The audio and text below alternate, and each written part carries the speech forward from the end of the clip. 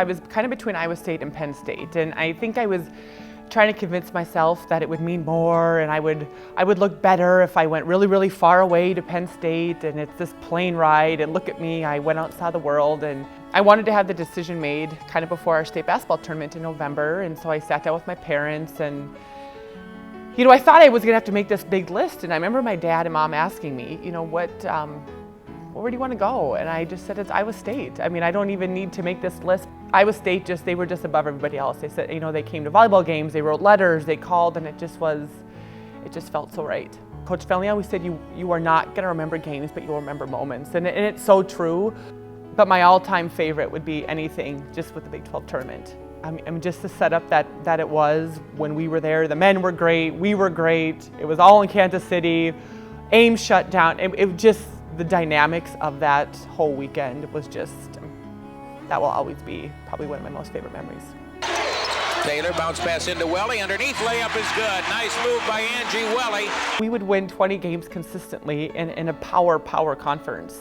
And so to look at that, we really did accomplish a lot. I think the Big 12 tournaments and making the Sweet 16 and the Elite 8, I mean, when it just was, but when you're playing it, you just do it and you don't realize it. But looking back, yeah, we were a dang good era. Off to Gahan. Gahan, lob pass under to Welle. Puts a shot up, it's good. Basket counts and a foul's called. It's an honor to say I was a women's basketball player here. I think it's the pride for wearing the jersey, and it's something I guess you don't realize it maybe until you're done. I want to be able to tell the team that, but I think people came back and told me that, when I was a player, but it just is something so unique and so special. Whether it's that Coach Fenley is still around, I mean, he's the patriarch of this women's basketball program. Whether it's Hilton Coliseum and there's 9,000 people at a women's basketball game every single time you play, or whether it's the Big 12 tournament, I mean, it just is probably one of the most prideful times of my life. After Iowa State, I moved to Minneapolis, I moved to Fargo, and currently I'm living in Bismarck, North Dakota.